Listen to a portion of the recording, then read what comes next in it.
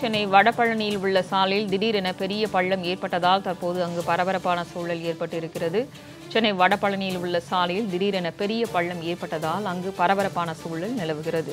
இது தொடர்பான கூடுதல் விவரங்களை செய்தியாளர் பார்த்திபனிடம் கேட்டு பெறலாம். பார்த்திபன், சொல்லுங்க, தற்போது வடபழனியில திடீரென பெரிய பள்ளம் தோன்றி இருக்கிறதாக செய்திகள் கிடைக்கப்பட்டிருக்கிறது. இது தொடர்பான மேலும் விவரங்கள் என்ன, அந்த பள்ளம் எவ்வாறு தோன்றியதுன்றது? சங்கீதா, சென்னை வடபழனியிலே ஒரு குடியிருப்பு பகுதிகளிடையே பெரும் ஒரு அச்சம் என்பது ஏற்பட்டிருக்கிறது. திடீரென்று சென்னை வடபழனியில் இருக்கக்கூடிய ஒரு குறிப்பிட்ட பகுதிகளில் 3 வீடுகள் அடுத்தடுத்து உள்வாங்கியதால் பரபரப்பு என்பது ஏற்பட்டிருக்கிறது. புகார் தெரிவித்தும் அதிகாரிகள் எந்த ஒரு நடவடிக்கையும் எடுக்கவில்லை என பாதிக்கப்பட்டிருக்கக்கூடிய குடியிருப்பு வாசிகள் ஒரு குற்றச்சாட்டை முன்வைக்கிறார்கள். சங்கீதா, சென்னை வடபழனி அழகிரி நகர் 6வது குறுக்கு தெரு குடியிருப்புகளில் திடீரென வீடு ஒரு 3 வீடுகள் உள்வாங்கியதால் வேறு வழி இல்லாமல் சாலையில் நிற்கும் குடியிருப்பு வாசிகளால் ஒரு பரபரப்பு என்பது ஏற்பட்டிருக்கிறது.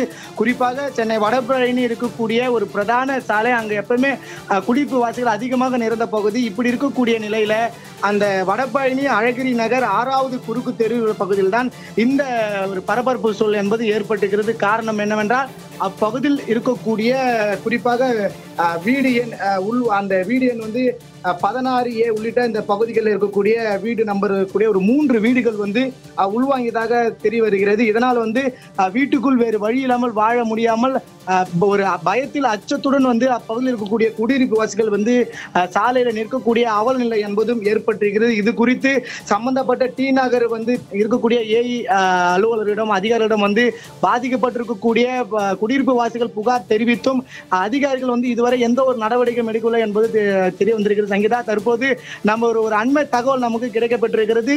குறிப்பாக ஏற்கனவே ஒரு 5 நாட்களுக்கு முன்பாக ஒரு வீடு மட்டுமே அங்க பகுதியில் இருக்கக்கூடிய அழகிரி நகர் பகுதியில் இருக்கக்கூடிய ஒரு வீடு மட்டுமே ஒரு லேசாக சாய்ந்த நிலையில் உள்வாங்கியதாகவும் இதனால் அடுத்தடுத்து மொத்தம் அந்த பகுதியில் இருக்கக்கூடிய 2 வீடுகள் தற்போது ஒரு ஆபத்தான நிலையில் உள்வாங்கி இருப்பதாகவும் தகவல் என்பது கிடைக்கப்பட்டிருக்கிறது.